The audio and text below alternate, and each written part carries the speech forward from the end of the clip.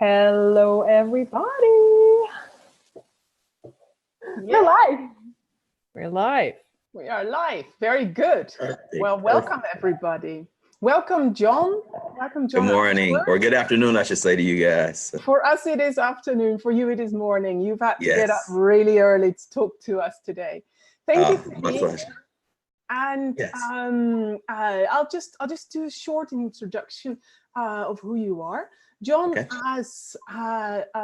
is someone who's working in America, and he's got over 30 years of experience in working in, how am I going to put this, juvenile prison systems? Is that the right word? Juvenile justice. Juvenile justice, right. And now, I suppose you started working on this long before you heard anything about access consciousness and about the Being You book. And I am extremely curious about what it is you do on a daily basis, and then also, obviously, how it used to be before you got to know access, and what then happened when you chose to include the book from Dain Heer, and what your experiences are with that. Can you tell us about that? Yes, I would love to. Thanks again for having me, guys, this morning. For me, it's been a nice journey. You know, I'm in the process. I started out 30 years with working on a gang unit on the West Coast in Portland, Oregon, for Multnomah County. And when I got hired, I was the youngest of all the probation officers at the time. You know, everybody on my team was about 3 or 4 years older than me. And it was funny because I had no background to be a probation officer. I just went and interviewed and asked a question back then, what would it be like to stay in Portland and to do work in the juvenile justice. I had been a youth minister for 2 Catholic churches in Portland prior, and that contract had ran out, and I wanted to do something different. So when I got there, I went in my interview and I blew them out of the water because I didn't answer or ask questions like a normal probation officer. Hint, the word humanoid wasn't around in my world at that time, but I was definitely humanoid. So I came in, and I always wanted young people. I was raised in Chicago in the US, and my parents allowed me to go to school in France. I went to private schools. We traveled all the time. And I wanted to offer, at the beginning, I was looking at African-American males, the same opportunity that I had, not really realizing that people had to choose it. So I already was working, and I created a program with a team of people at the county called Save Our Youth. And Save Our Youth was the longest lasting program. Here's the humanoid again. The program went for 13 and a half years. In government programs, that doesn't happen. It's usually like 2-3 years. But being the humanoid that I started to expand it. I hired young people that were on probation. They came through the program. And and this is how I found this out. So let me back up. So I'm writing a book now because Gary Douglas and a friend of mine, Majestic, told me that I should write a book. And I was like, I've been so inspired by Dain's book that I was like, what can I teach people with this book? So I've gone back and I've collected stories from young people that I was in my youth group and people on probation in the beginning and when we were on the gang team. And they started telling me things that when I read what I'm doing now with Access, I've already been doing that. What happened with me, I was 50 something, about 51, 52 years old. I got Dain's book. I was bored and I was miserable because I was like, you can't make a humanoid bored because they just like melt. I was like, oh no, I'm melting. This is not working. So I read the book, and the book was so inspiring and so life-changing for me. It's like, what would happen if I started to use this book with the young people that I work with? So I called a kid in and I'll say, you know something? I want you to come to my office. You have to do 8 hours of community service, but you're supposed to be 24. But I'm gonna have you read this book, and the hours that you have spent for doing community service, I want you to read the book and write a 2-page essay. And I sent you guys some information from some of the essays. And the young people start blowing me out of the water.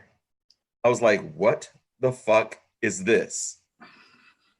I was like, and one young lady she gave me permission to talk about her because she's actually now a friend of mine, Nicole, she said to me, John, she was having issues with some addiction. She was not in school. She read Dain's book, graduated from school, went into college, got her job, has her own apartment now. All the things that normally it was almost like seems like impossible for some young people at the age, but she did it within 8 months. So I was like, holy fuck. So I always had that ability to engage people.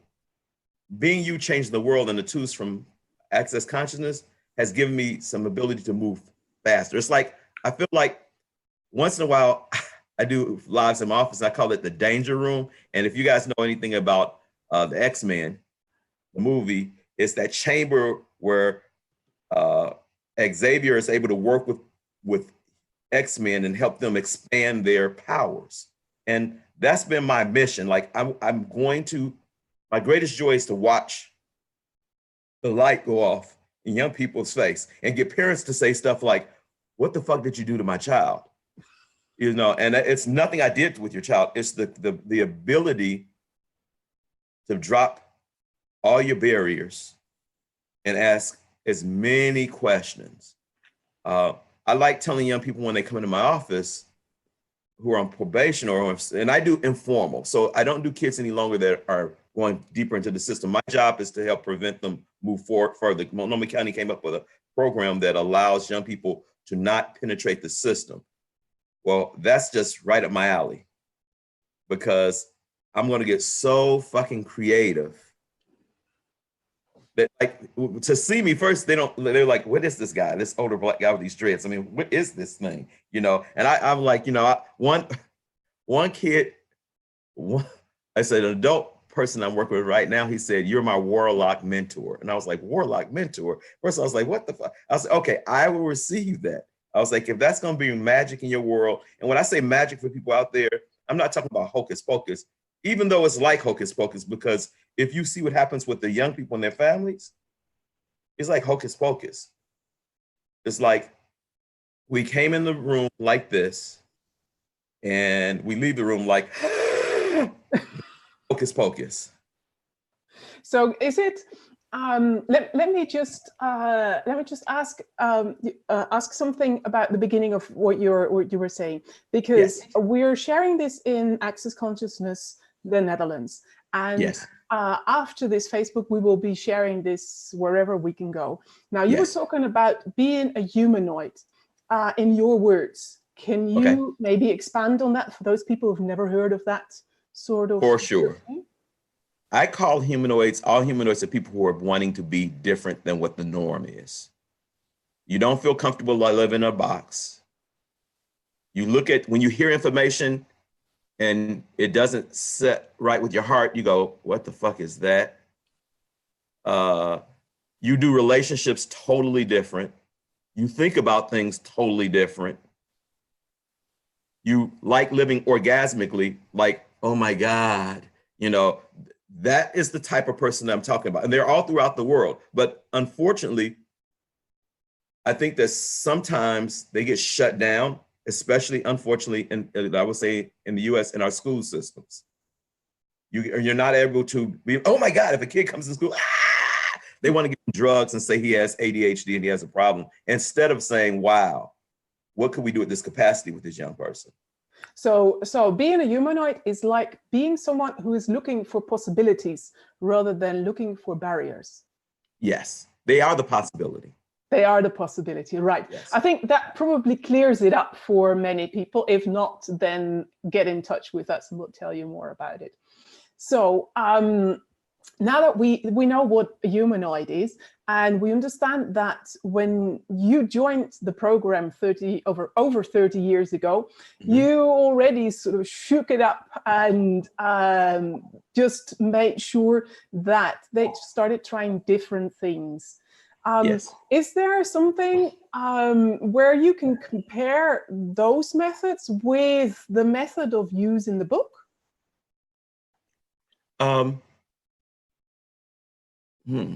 The outcome is for me, what's happened is that a couple things happened. I got older, more mature, and had more experience. I wasn't a rookie. So I think I was like 25 when I started. 25 years later, I started using access consciousness as tools. So and I was like, oh my God, what would it have been like to have this earlier? Yeah. Well, the energy was already there. Dain just did a great job of capturing it and being able to advertise, this might work, And when I saw it, being the humanoid that I saw, I was like, oh my God, this is perfect. Plug it in. And yeah. So the comparison would be that I'm able to engage a lot quicker. Now, let me say this to people watching. For me, what happened is that it gave me more, I don't want to say courage, it gave me more knowing. It gave me the ability to know that, okay, I've always known this for 20 something years, that this was possible. This comes up and gives me, okay, there's a dude down in California who started writing this book saying, look, this is possible. So it's the 100 monkey rule that, okay, somebody in the Netherlands picks up, oh, this is possible. In Japan, oh, this is possible. And before you know it, in Africa, boom, it's powerful, and it's possible all around the universe. So that's what happened for me. And when I walk in the room, no longer do I walk in with question about, oh, this might not work. I walk in the room like, let's get it on. Let's do this. Yeah, exactly. What about being the energy? Being the energy, when I step in the room and I turn it up, I don't turn it down anymore. If you feel you feel back, it's like a wave. It's like I love going to the beach. When you go to the ocean here, the Pacific Ocean, you go to water hits you like overwhelming, but it's joyful over overwhelming. Yeah. And awareness that shows up. And so I guess that's the other piece that I want to say. My awareness now is like crazy off the charts, unimaginable. So that allows me that with whoever I engage with, I'm able to tap in, and my knowing is just like, bam. It's like, there's no lag time anymore. So would you describe it as you see someone in front of you and you talk to this person, and would you describe it as you being able to perceive the possible future for this person? Yeah, it was kind of funny that you said that. Yesterday, I was meeting with two young ladies that are on my caseload, and they were like, how do you know what to answer? How do you know what to ask when you ask it? And I was like, I don't know how that works, but I just know that I'm gonna use Dr. Dain Heer. I took a SOP class with him last September, and he talked about SOP. Well, okay, let me back up. So SOP is one of my favorite tools for access consciousness to use. I have to say that. I mean, it's my favorite class so far. So SOP, for everybody who's never Symphony heard of possibilities. of it. Symphony of possibilities. And exactly. It's like a body process, ESB, and Star Wars movie all together, like poof, and then you're a Jedi. Okay, so what happened is that he mentioned in a class when I was in Denver last September, pinging bodies, and I didn't realize that I had that ability, and that's why I love SOP. It's just like I walk past, I can sit in a restaurant, somebody pop past me, and my body does like this. I'm like, whoa, okay, what was that? Now I use that ability to my benefit. So when a young person comes in the room, they're doing this. I'm like, what does this mean? Okay, what is that? So do you ask it out loud, or do you ask it in your head? No, I ask in my head, and I'll ask a question about something totally different so that the barriers of that person can drop off if they allow it, and we can have a deeper conversation. And my goal is to show people how they can do that so they can be more effective with young people. That's the whole purpose of writing this book that I'm writing, because I realized I'm special, but I'm not special. What do you mean? What's that? Okay, so I'm learning from Tori, my wife, and Dain not to diminish myself. Because I'm like, in the past, the other thing was like, oh, okay, whatever. Okay, now I'm like, no, dude, I have an ability that I can do things, but so do you. And I want to show you that it's nothing that you have. You don't have to be the superhero. You don't have to have an S on your chest. You don't have to have a cape. You just have to be willing to be. So basically you're inspiring those young people to see other possibilities, to think about the future in a way that they have probably never thought about it themselves for whatever reason. Yeah. Because what has happened in a lot of, I will say here in the US, at least with the population I work with, they've been diminished by poverty. When I ask them, when I tell them of the story about in being you change the world, what Dain says, put some money in your wallet and walk around and just feel the energy of money. And I went from the point where I only used to carry no money at all. My wife would say, babe, why don't you have any cash? I said, well, somebody might rob me. I was like, so I'm not gonna carry that. And money's a bad thing because I was like, and I read this in Dain's book. It's like, dude, why do all the bad assholes have to have the money? Why can't some of the people, the real X-Men, have some of the money? And I was like, why not? So I went from 50 to where I'm almost like $1,000 that I carry around, and the energy of that. So that's another energy. And so when I show young people that they can be the energy of something, and I don't want people who listen to this later be like, oh, you're saying money is more. No, I'm not saying that. I'm saying understanding and being the energy of whatever is needed to help change a person or persons is what I'm willing to do and be. And I want to show other people by telling them stories about how I've done this. That's my whole reason for writing this book. I was like, wait a second. What if I tell some of these small stories and show them how to use some tools so they can engage? And this is not only for working for young people, it's for having more ease in your life. That's exactly it. I think I would like to use the moment for just showing off the book. It is in mirror. Oh, Yasodhara has the book in proper view. That's the book we were talking about, and it's been written by Dr. Dain Heer. And one of the things that that he writes about is about how he grew up in the slums and how he grew up in poverty. And if you look at him right now, he has changed everything from that situation that he used to be in into something that is nurturing, that is inspiring, and that is inviting people to be more of themselves and to know what they know and to show what they have, like you were talking about, showing who you are and not hiding the capabilities, the capacities that you have. And so I just want to inform everybody who has never heard about this book that what it's like.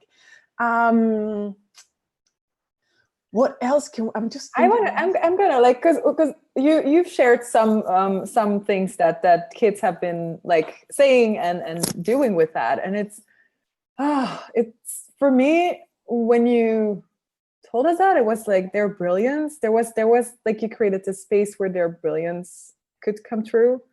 And so when you just said like this diminishment of like by poverty or diminishment by anything, like wow, that like can you like so I want to give another shout out to a brother of mine, Dr. Bernie Bayard. He told me something long ago. He's this naturopath in Portland that I see, and he told me something. He told me when the student is ready, the teacher always shows up. And I've taken that to heart. You know,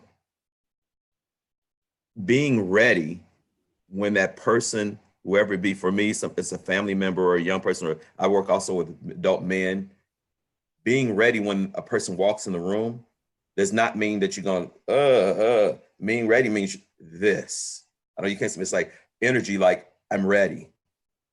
And when what that allows is that if there's an inkling or an inch of allowance in their system, they'll watch you and they'll look like, I can tell immediately when I'm in. It's almost like the Matrix movie when they say, I'm inside. So when that person twitches or looks or sits back, energetically, I'm in. And what I mean by being in is, and it's not over, it's never over. It's allowance and something of comfort in that split second. And it's also, recognize. I'm sorry.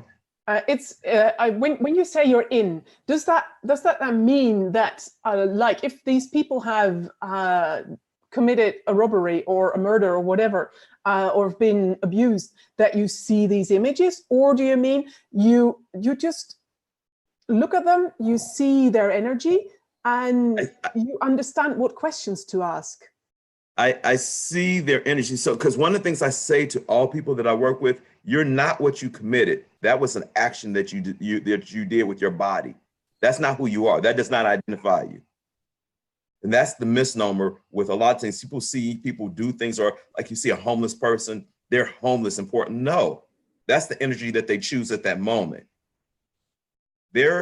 Everyone, for me, this is my own personal belief. This is not access. Well, no, we're all interconnected. And in my house, there's all these pictures of Bob Marley, because Bob Marley is one of my heroes, one of the people I love, one of the people when I was young that allowed me to change and see things totally different.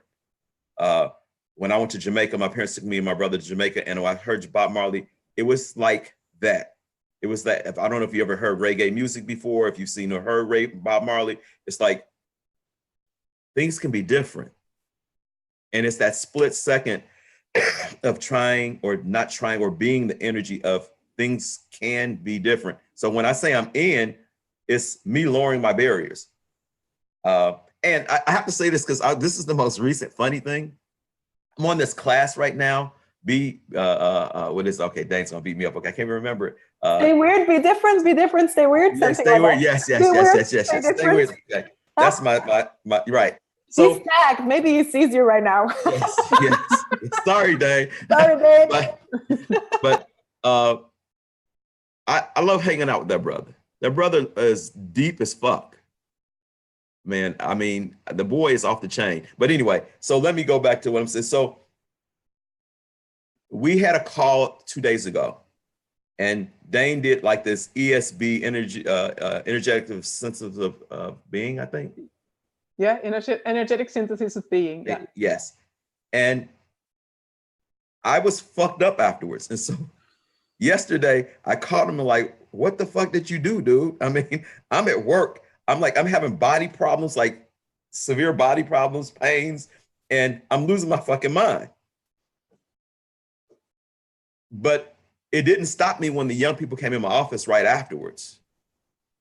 Because, and I say, the reason I'm saying this is that even though when you're in moments where things are like crunchy and you don't feel comfortable, it's not difficult being. Because that's your natural state if you allow it. And in the space of being, all things are possible. There's no judgment. There's all choice. Exactly. And that, especially this all choice thing. I just don't want people to start thinking that once they would come into your office, they would also get this feeling of being, you know, bodily cramps or pains or things that suddenly start to happen. As far as I can see it, you are just the invite for them. And either they choose it or they don't. It's absolutely up to them. And no longer do I force it, because there's some young people now that come in and I realize they're not ready. And and I'm making references to movies, like it's like Star Wars, like Yoda used to say, Yoda was saying about Luke, he's not ready yet, you know. And in the past, I would be like, everybody's ready. Let's go with everybody. They're ready to choose and do something different. No. The reality now is that you ask the question, are they ready? Can they receive this? Are they ready to move forward? And if they're not, this is the thing that I love the most about me now. I'm not in judgment. Maybe next time, maybe somebody else, maybe next lifetime. I'm not in judgment of that. The possibility is still out there in the universe. It just wasn't the opportunity to open that book or that chapter at that moment. And maybe you planted a seed for them. Maybe in a year's time. Maybe, I don't know. I just, but in the past, it used to bug me when I couldn't, although that's save a person. And I'm not into saving people no more. I think that is very, very important to say, because we all sort of tend to think that if something's wrong with someone, whether it's a bodily pain or whether it's like their behavior, whether it's drugs or criminality or whatever it is, we always tend to think that we need to save them. And Yes. that is a point of superiority about Yes. how these other people are. That is not being an invite and making people change. It is like, maybe, I don't know what you see it like, maybe it's like what your mother used to tell you, do this, do that. There's no choice in it if you do it that way. So that's something that I think is very important. And I think that's exactly what you incorporate. You invite them to a change. You invite them to a possibility that you can see, and they may have never seen it before. Like you said, because if you grow up in an environment where you have nothing to eat, you get hungry. So what do you do when you get hungry? And especially if you have maybe children, what do you do? I mean, at some stage you will want to survive. So, even without saying that it's right to do so, but I can understand that somebody goes out and then steals something. And that's a petty crime. So that's probably not the people that come to you in the end. But I can see sort of the development of the choices leading up to whatever they did. Right. I mean, and when there's a lot of people. See, I think all things are choices, though. Even the theft. It's like I didn't realize that until recently. That, and I don't want to diminish anybody when I say this. This is not my intention at all. Everything is fucking choice. Everything. Once you get that information, you can choose something different. And when I first start thinking about this, I was like, and I've been thinking, and so some of this, I was having a conversation with this one of my good friends here, Majestic. We've had deep conversations all the time, and we were getting to that point. And when I got to Dain, I was like, okay, yeah, this brother's saying the same thing. Everything is choice. So if everything is choice, I can choose something different. But what happens is that people get locked in. Like, I have friends that have been married for a long time and don't realize they can choose something different if they're not happy in their relationship. Well, I have to do this because this system says this, or this, my kids do. No, you fucking choose something different and everybody be a lot happier. And I was once, and I know that this might be foreign to some people, and then some people go, oh, some people are going to see this and like, oh my God, because once you realize everything is choice, there's a sister that came to Access Bars class, my class, and she had been going through some stuff, and she came to the realization that something in her world wasn't going to ever change, and she decided that it was time for her to get out. And she came to the realization, and it was like after coming to bars, and she was like, oh, this is done. I'm not doing this anymore. I guess, I don't know if people know what bars is. It's a process of access consciousness that I use with some of my adult clients that allows them to have more space and choice. You can look at it on www.accessconscious.com bars. But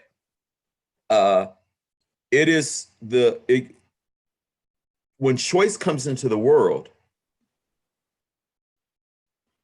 you're no longer impacted by other people.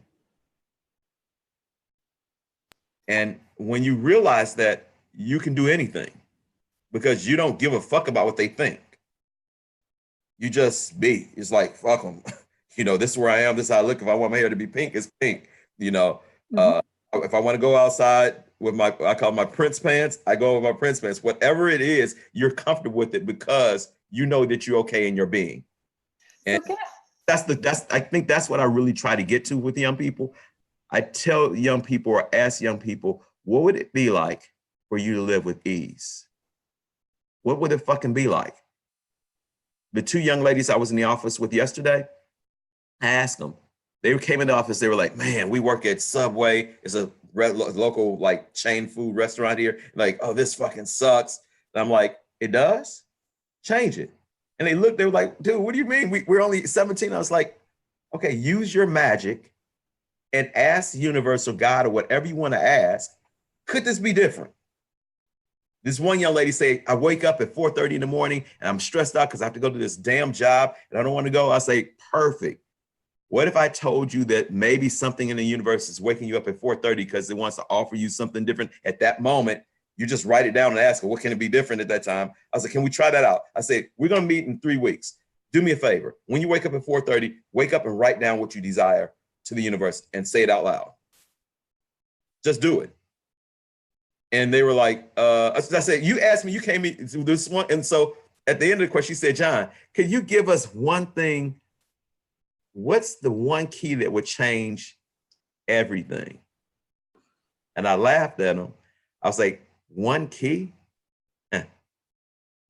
So I was like, I don't know about one key, but what I want to do is offer you the first step.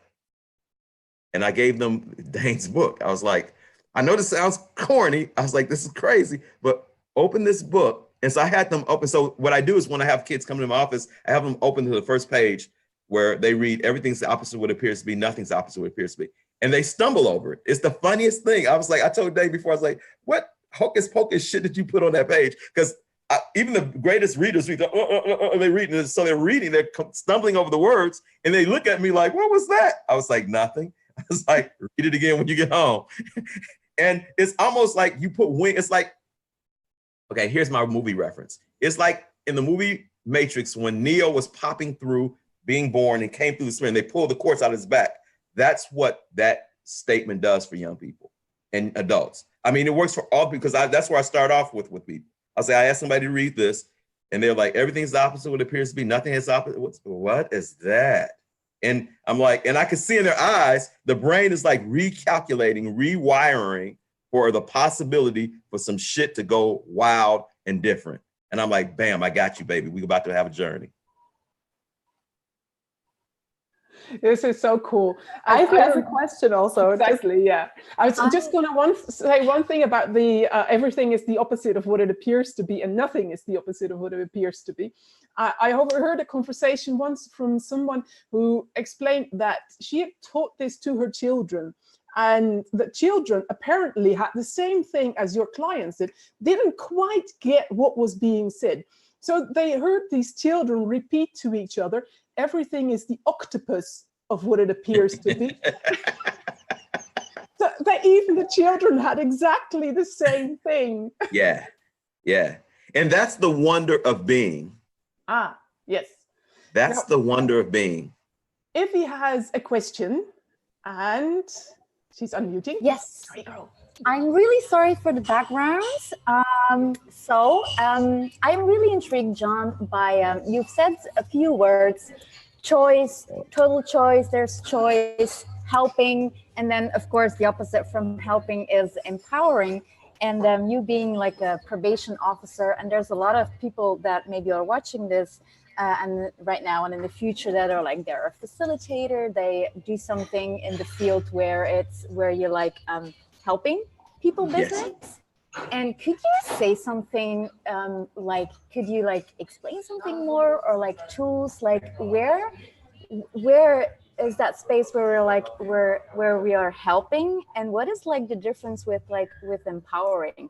Because I get like I still look at this for me as well, like where am I helping and where am I empowering? Because sometimes it's so close where the difference is sometimes so close, and it creates such a world of a difference whether you're helping or empowering. Is there something that you could like tell us more about that? Like, how do you do that with your kids? Sorry. Yeah. No.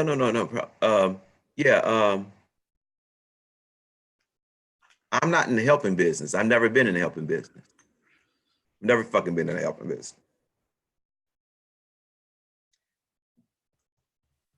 I always see people with their potency. That's a gift that I've had. I don't want to help you. I want you to be better. Helping is fucking for like trying to get somebody from point A to point B. I want you to go to fucking Z and beyond. That's not helping. I think that's the problem with some of our systems, is that we're trying to help somebody instead of amazing them, making them amazing. It's, I think I've heard this before.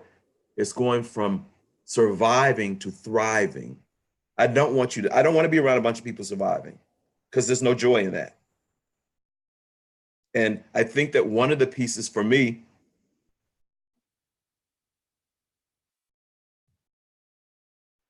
is I can feel people's energy and I can feel the energy of what they can be. And it's not special. It's not special at all. It's just the ability to be willing to be there and be present with somebody. And I say that over and over again because I don't want anybody to look at this and say, oh, this is a special. I'm not special. I am special. I can hear Dain saying, wait a second, dude. I am special, but I'm not special. Because if I'm special, that means that other people can't tap into this. No. And thank you for saying that, because I can imagine also people looking at this, being in a field like you, and sometimes imagining like everything seems impossible here. Like, how can I actually get to the possibilities when you're in sometimes an impossible system? So thank you so much for talking about this, because it's like, can you say a little more about like beyond that in a field of sometimes impossibilities? So when you're in a field of impossible, you just got to remember that at the end of impossible is possible. And so when I was younger, I remember having conversations. My mom was an educator. And I remember sitting in the car one time, we were going someplace and she was telling me something about things are this way and this way. And at a young age, I was like, no, they're not. And I didn't understand at the time that the degrees, things are not black and white. There's the degree of grayness. And that's where impossible goes to possible. It's the degree of grayness, impossible to possible. And once possible, and you don't have to do anything, because once possible shows up, anybody can run with it. You're done. You don't need to do anything after that, because now they got it. It's the whole concept. Don't give a person a fish. Show them how to fish. And that's not helping somebody. That's empowering somebody so they don't have to be a pain in your ass coming back every day asking for some fucking fish. Oh, that's brilliant, John. That's absolutely brilliant. So if I look at it from what you're explaining to us, what you're sharing with us, would I be right in saying that the people that come through your offices, or that a large amount of the people coming through your offices actually manage to make different choices in their lives, and they actually choose a path that does not involve violence and criminality? It's their choice. Some of them go back to it, but it's not mine. And I used to be like, oh my God, I didn't do it right. Oh, it didn't work. That's helping somebody. And so what I realized is that when people leave my office, they can do any amazing thing, even do another crime. Because it's a choice. It's not so you can't. So it's like trying to say good, bad, right, or wrong. That shit is crazy. They're going to make a choice. Yesterday, a mom called me and she was saying something to me about her daughter. And she was like, well, she comes to your office and she says this and she does this. And when she comes out and she doesn't come home in enough time and she doesn't want to eat the food. And I asked her a simple question. Do you still pay for a cell phone? She's not eating the food that you cook. You go out and you have Uber pick up food for her to come to the house and you're calling me. Make a fucking choice. And it's that simple. And I'm gonna say this over and over again because I really realize that in my world too, it's about choice. And I can say something I don't have it all together. So I don't want people to go, oh, this guy has it together. Oh, yes, good job. No, I ask questions every day because I'm still trying to work on my being.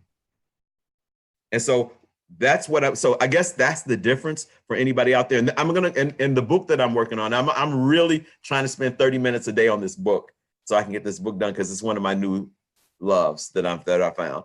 I want to share stories so people that are, at first I thought, oh, John, you're gonna write this book just for people working with kids. No, it's beyond that. It's a book of stories and tools that will allow people to have greater being, which will allow them to have greater connection, greater ease, more money, more enjoyment, all of the above. Because I realized that the secret, okay, I'll give this away. The secret behind what I do is I'm staying in a question about what else is possible. And I've been doing that my entire life. That's the secret. And when a person appears up, oh, what fun can I have? Okay. And I said that when we started, let's have some fun. Because I hated homework when I was in school. I was like, work? More work? I've been here for 8 hours, more work. When I heard Dain or somebody said access or something about home play, I was like, that shit is dope. You know, let's play. Because the energy is different. Play, work. The young ladies I met with yesterday, I was saying, if you do something that you love, you're playing. That's not work. I can do work with kids all fucking day.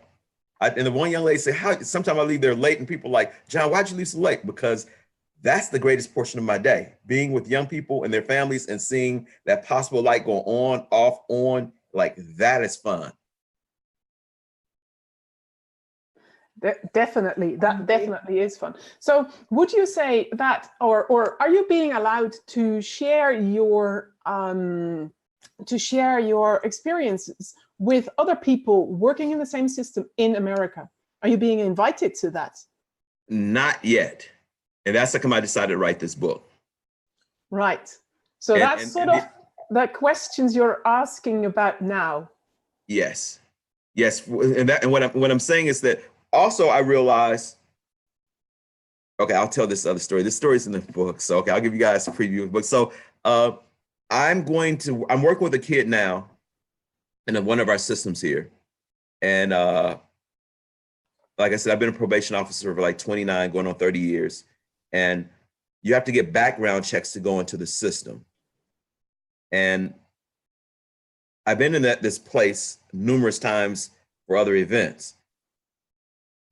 And something happened where they started to block me from coming in. And I was like, oh my God, I just want to come in because his family's asked me to work with their son. I don't want to change their system. But what I realized that sometimes in systems, you have to use the Trojan Horse method. At nighttime, you roll the Trojan Horse into the village. At night, the soldiers come out and they offer bread to everybody. And so I like that concept that sometimes you have to do something because in systems that are not based on really trying to make a difference, they will shut it down. So sometimes you have to use other methods. And because I've been humanoid from day one, and this in the book, it tells a little about this. So I've been a humanoid from day one. I've always seen the possibility. If there's a crack in the door, I'm gonna slide through. And I'm gonna slide through with, oh, I'm gonna do this over here. But really what I'm doing over here is offering our possibilities. But if you want it to look like this over here, that's what it looks like. See? But really what it looks like is this, the opposite. Because you have to, the other piece about cool people who are like me, they want to be honest and walk and be like, oh, la, la, la, la. No, that doesn't work in this reality. That's we're so fucked up right now. Because we imagine that things are one way and they're not, so we don't ask questions. And so for me, I'm gonna ask a question. What will it take for me to get through to this person? I might not ask the other person over there because I know that when I ask that question to myself, this other person, they're not ready for that to happen. But this young person in front of me is ready to do something different. And Gary told me once before that I had a possibility. I love this dude. He said, man, John, you have the capability of showing up however you need to show up for anything to be different. That's what I like doing. And I'm not afraid of it. And so it goes back to choice. Yeah, and the asking a question thing is like to keep things open, because as soon as you think you've got the answer, you're sort of putting a stop to all the possibilities that you have. And basically, if you look at people who you invite to make different choices in their lives, they have seen a world so far in their lives that has sort of brought them to a stage where they make choices that cause them now to be in your hands. Yes. And yes. So those choices were obviously made because of environments they were in, because of options they were shown in their lives, and they probably never ever saw the opportunity or the possibilities other people saw to make different choices. Yeah, and so there's a men's group that I do with a program in Portland called Sovalti. And it's a men's group from domestic violence and Black men who are trying. It's our African-American program for men coming out of, they've been in our system and they're domestic violence and learning how to be fathers again. And I asked a question at the beginning of the class. I was like, what if I asked you this question? What if you created whatever you created to get in this class, to get the information that I'm going to share with you? That's how brilliant we are. Something that's negative in this reality, you create so that you can get to this space over here so you can be different. I think we all do that. I mean, I got Dain's book because of my sister Antoinette in California knew that I might be ready to read the book. She called and harassed me over and over again about picking up this book. I was in resistance of this book. I picked up the book. And now look what's happening to all these people in the essays that are being written. We all co-create things. So it's not a wrongness of a person. So by somebody coming to my office, it's not wrongness, it's the event that gets them to this point.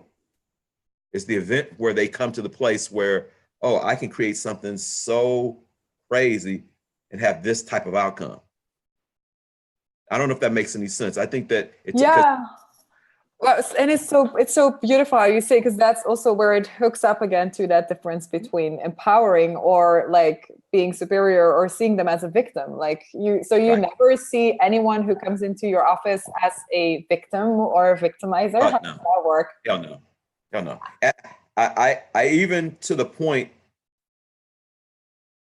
and I'm like this hard man. No, I'm like, I will cry with a client, and that's why I'm not professional. You know, I lost being professional probably about 30 something years ago when I walked in. I was like, fuck professional. I want to be real. Fuck that. So I guess, you know, when I first started, 5, 6, 7 young people died on my caseload from gang violence or drowning. And it rocked my world.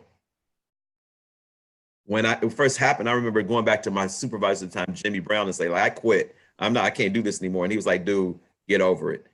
And I was like, why would they die? Not knowing, a friend asked me, John, what if you have a capacity with people crossing over and they came to see you before, because they all saw me within a day or two before they died. And I was like, get the fuck out, that's not possible. And so for me, when you start to be an allowance to ask questions, I was like, oh, maybe I do have that capacity. Maybe nothing's wrong with that. Maybe I'm an opportunity for something to be different. Maybe they knew they were leaving and they wanted to say bye. I don't know. I'm like, but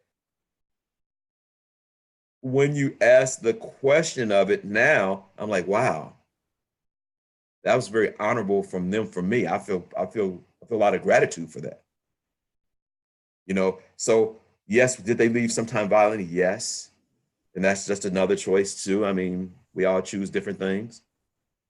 But I guess staying in the question for yourself about what is this? It's like watching that circle. It's like, okay, what is that in there? What can I pull out of that will allow me to have more greatness with beings and people? Wow. So are you giving any like classes or conferences? Where can people find you? So you can catch, so I want everybody, I have a YouTube channel, Being John Ashford. Please go to that, sign up, connect with me. I have a team of people, Gino and Derek, they're helping me put stuff on there all the time now. So there's gonna be a lot more information on that. Being John Ashford? Wait a minute. Yes. Yeah, Being John Ashford, on YouTube, Being John Ashford. And then I have a website, www.beingjohnashford.com. I'm on Facebook. And I teach classes right now.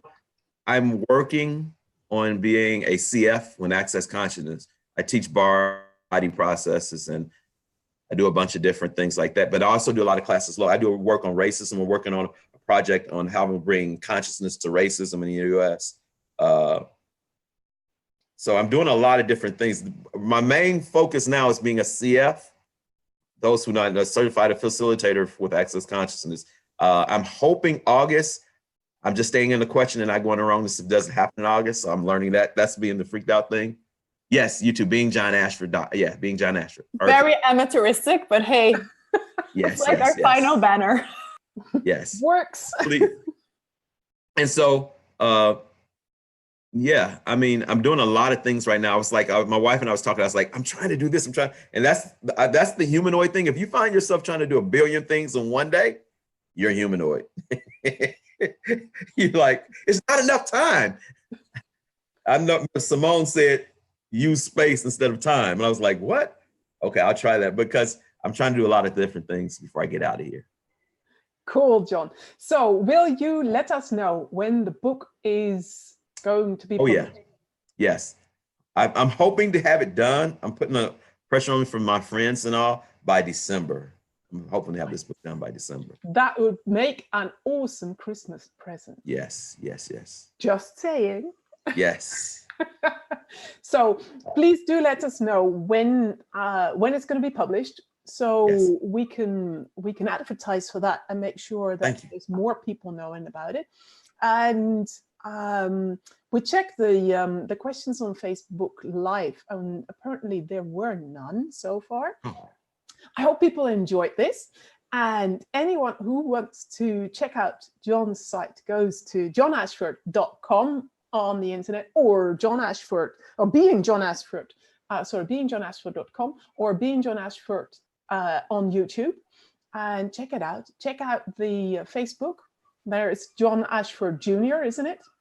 Yes. And on Fridays at, at 9 a.m. Eastern, noon